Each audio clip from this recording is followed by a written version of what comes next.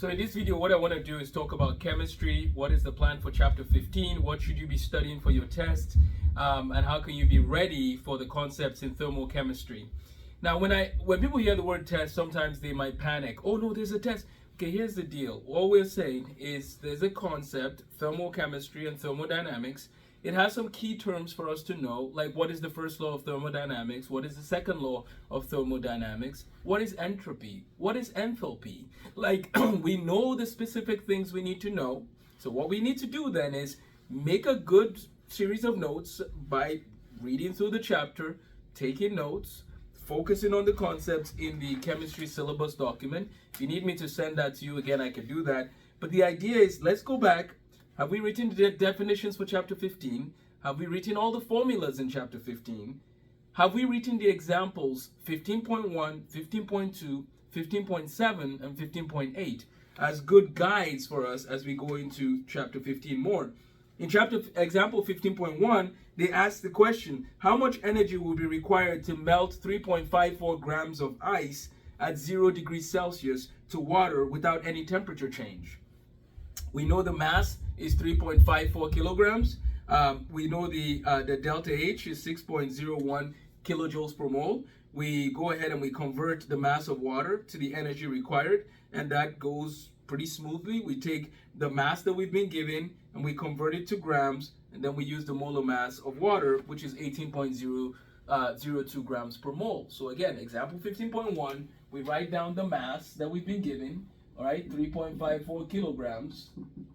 We write down the delta H that was given. Let's see. Actually, no, that's given. No, that's knowledge that we have. That's the fusion. We find that using charts and tables, and those are available to us. And that can be given to us. In this case, it's 6.01 kilojoules per mole. So you just go to your table for the enthalpies of fusion and vaporization, and you can use that value that has been given to you. So again, kilojoules per mole. So that's given to you in the chart on page 359. So we write down the example and we literally work it out based on what they show us in the example. I'll come back and discuss these with you on Thursday, but right now your goal is just take chapter 15 and do those things. Then go to the resource of either Khan Academy or a different video. Maybe there's someone else you watch for understanding your video concepts. Use that person's videos to then answer the question, what is a calorimeter? Can you explain that to somebody else? What is an endothermic reaction? What is an exothermic reaction, right? You have certain reactions where they need heat. Heat comes in for that reaction to happen. There's certain reactions that give off heat, right? So endothermic and exothermic. And which one has a positive delta H and which one has a negative delta H? These are things that you'll learn in chapter 15. Again, what is the first law of thermodynamics? What is Gibbs free energy formula, right? This is something that will be helpful as you go through chapter 15 as well.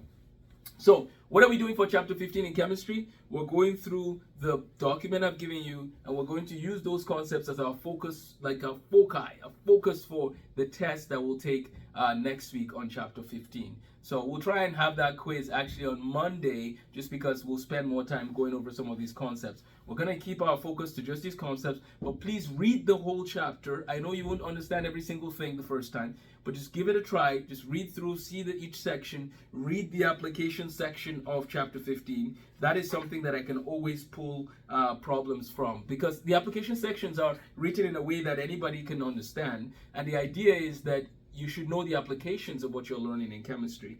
So go ahead and read that. Use today and tomorrow to finish chapter 15, reading through it, write the examples. Only 4 examples, 15.1, 15.2, example 15.7, and example 15.8. So do those examples, and then you'll be in good shape for our quiz on Monday. We'll discuss more of these on Thursday again, and then on Monday we'll go from there. Thermochemistry is a branch of physical chemistry, as I said yesterday.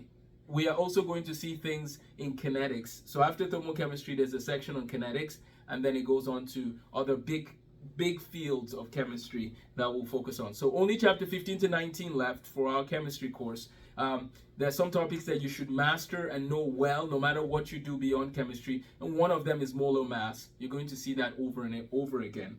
please email me if you have questions. This is very important so that I know what to focus on Thursday.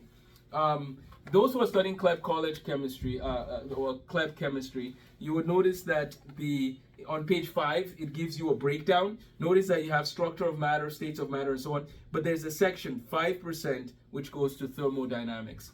And thermodynamics here, it gives you a focus, things to focus on with thermodynamics. It talks about state functions. It goes into enthalpy. The first law of thermodynamics is, another name for it is called the conservation of energy. So the first law of thermodynamics specifically states that the change in internal energy is equal to the difference between the energy supplied to the system as heat and the energy removed from the system as work performed on the surroundings. The first law states that the change in internal energy is equal to the difference between the energy supplied to the system as heat and the energy removed from the system as work. There's a formula that is given for the first law of thermodynamics, which is delta E is equal to Q minus W. Delta E is equal to Q minus W, where W is equal to negative P delta V. What do each of these things represent? Delta E is equal to the change in total energy or internal energy of the system. So this is the change in total energy or internal energy. So that's change, right, in energy. Q is the heat added to the system. W is the work done by the system on the surroundings. Work done on the system work done by the system on the surroundings. P is the pressure.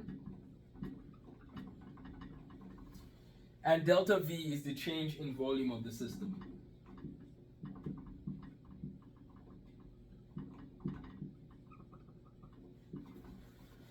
So basically, when you're doing the first law of thermodynamics, you have the formulas that you need, and now you have what do each of those things, what do they represent in the formula, right? And then if I gave you values for these things, can you plug them into the formula? That's what you're doing with the first law of thermodynamics. Enthalpy is a state function. That's a key thing to know about enthalpy. Enthalpy is a state function. What is a state function? You go back, and the state function is defined by conditions, or the state of a system is defined by the conditions of pressure, temperature, and number of moles of a substance. State functions depend only on initial and final states of a system. State functions depend only on the initial and final states of a system. So thermodynamics deals with initial and final states. State functions are not dependent on how one gets from the initial state to the final state. The mechanism from getting from one state to another is represented by the kinetics of a reaction. So if I'm only concerned about the beginning and the end, right, that's a focus of state functions, right? If you're going on a mountain, the mountain is over here, which I'm not interested in mountain climbing, but let's say you want to climb a mountain, you're trying to climb the mountain, state functions are more concerned about, again, the initial and the final. There's another branch that focuses on the steps in between. Thermodynamics in this class, in this section, is focused on things like this, the initial and the final state of a function. That's what we see with thermodynamics. Okay, moving on, let's see. Entropy. Entropy is the measure, growing up we used to call it, we just said it was a measure of disorderliness of a system, right? Entropy. If there's high entropy, so like someone's room is disordered, right? Then we'll say there's a high entropy. But if there's things in order, then there's low entropy. Now notice, generally speaking, things move into a state of disorderliness. It takes energy to make things orderly, right? So that's very important. Entropy deals with the state of disorderliness of a system. Now, the second law of thermodynamics deals with entropy. So please remember that.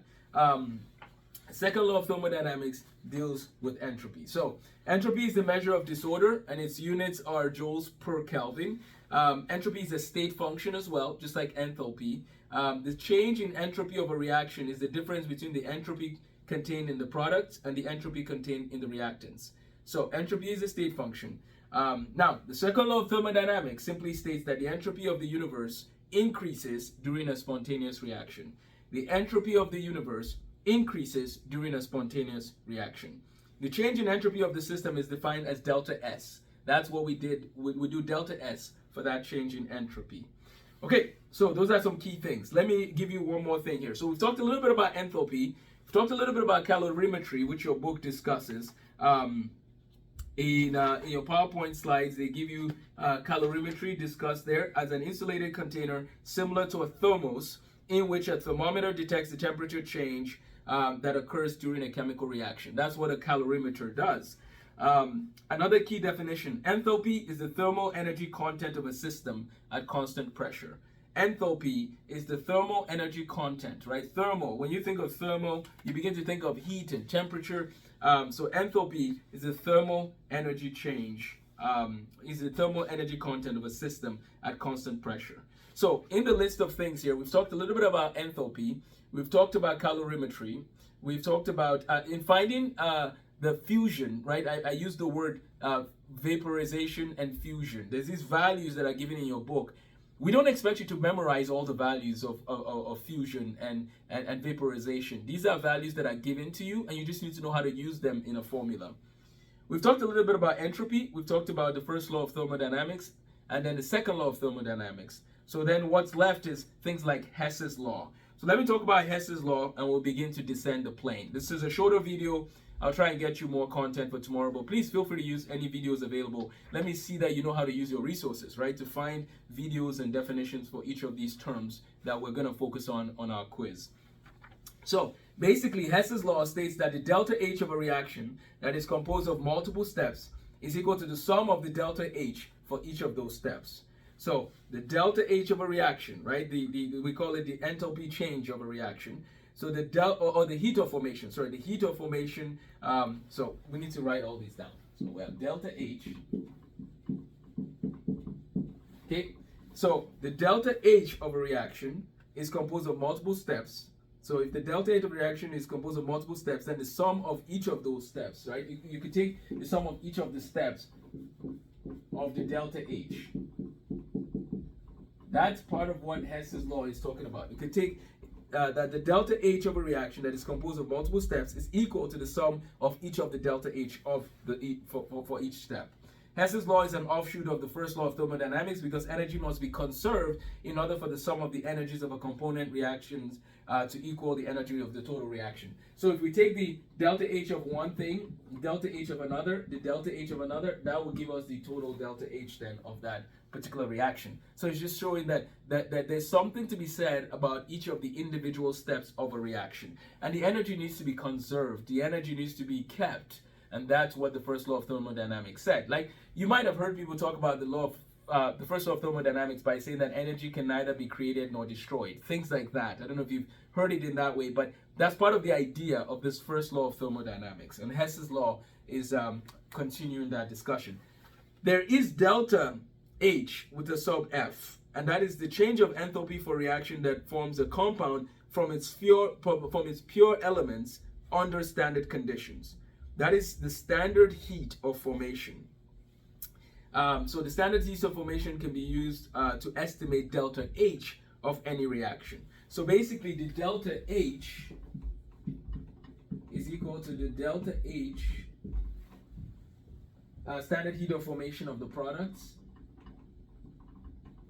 minus the delta HF of the reactants. I'm sorry, I'm running out of room there. But basically, that's the relationship between the delta H and the delta H sub F.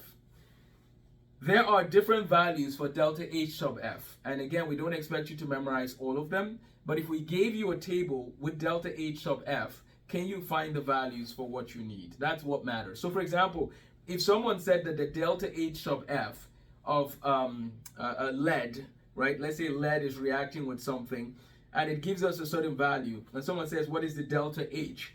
What you would need to do is you would take the delta H sub F of the product. So let's say the delta H sub F of the product is negative 220. Okay, so let's say that's the delta H sub F, negative 220. And then we know, so this is the delta H sub F of the product. Minus, we basically need the delta H sub F of the reactants as well. And so we'll take the delta H sub F of the product. So let's say it's this and something else. Whatever the products are, you just add their delta H's together, and then you take the reactants and you add their delta H sub F together, and you do this minus that. Now, I'll make another video where I go into the calculations, but right now, as I said, write the definitions, write the definitions down, write the formulas, write the examples, and then look at those definitions or videos of those concepts if you need to. Maybe you read the chapter and you're comfortable, that's fine. And then focus your time now on finding the delta, focus your time now on just preparing for Thursday, getting those ready. On Thursday, let's do some calculations in class. I think that'll be a good use of our time. So let's plan to do calculations in class together on Thursday. Right now, just do those things that I've discussed briefly. Okay, sorry this was a longer video, but I will talk to you more later. Please email me if you have any questions. Just get your notes ready and we'll have a blast on Thursday. 30 minutes of calculations in chemistry. Have a blessed day.